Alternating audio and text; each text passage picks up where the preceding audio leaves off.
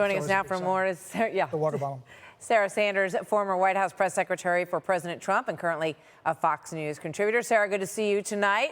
Your thoughts on this evening so far? So far, it looks like right now the big losers out of the night are going to be Michael Bloomberg, who spent $500 million and has very little to show for it. He had a lot of momentum just a few weeks ago going into that first debate, and it's pretty much been downhill from there. Next, you have Elizabeth Warren, who looks like she is very likely going to lose her home state and may even come in third, making it very tough, I think, for her to even carry on at this point. We have to see what happens out west in places like Texas and California, but Biden looks like he's going to have a good night. Bernie's still picking up, I think, a number of delegates, but the big person to watch is probably Joe Biden, and I think that's a great thing for President Trump. Anybody who's been paying attention to him on the campaign trail and in the debates over the last several months, I think that's a matchup that this president should be very happy about and will feel very comfortable going into November with. You know, Biden is winning these southern states, and he's likely to win your home state of Arkansas. We'll see. We haven't made a call there yet. But to Trey Gowdy's point earlier, come general election, if he's the nominee, it's a much different scenario against Donald Trump in some of those states.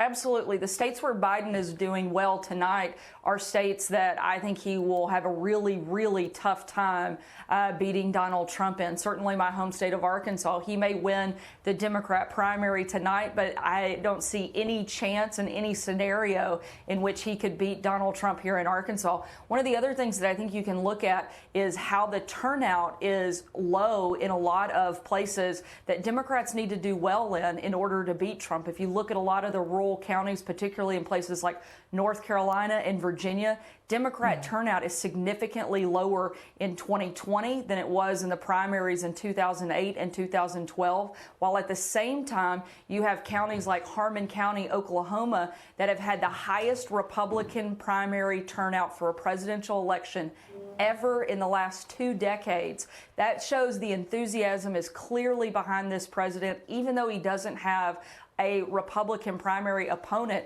His turnout, his enthusiasm, his support is high, and people are coming out to make sure, even though there isn't a contest, that Donald Trump has a big victories in each of these states tonight. The Virginia turnout actually might be as high as 2008. Just we're getting word from Virginia on that. We'll monitor that. I was talking about specific You're talking about Republican those rural turnout. counties that Democrats.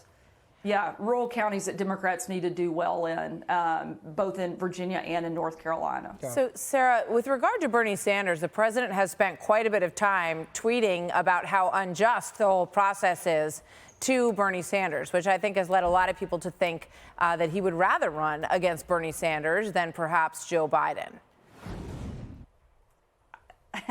I don't think President Trump is too concerned about anybody on the Democrat ticket. I think the reason you've seen such a fluctuation with who the nominee is going to be, particularly over the last month, you've had 3 or 4 front runners just in the last few weeks, and that's because there's no real excitement for any one of these candidates, and they're constantly changing their mind because there's nobody that they all really want to get behind.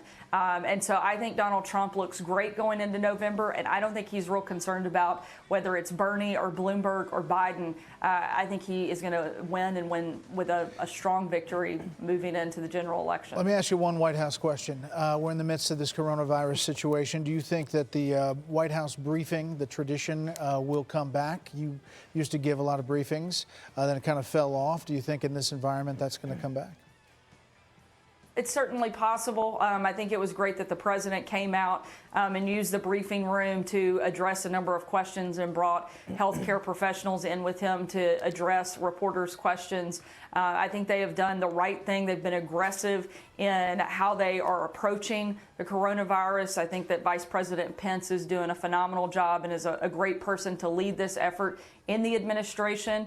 And as far as the briefing goes, I'd love to see the president do it more. I think there's nobody better messenger for himself than Donald Trump. And so the more that people get access to the president, that's never a bad thing. All right, Sarah Sanders, thanks so much for your time.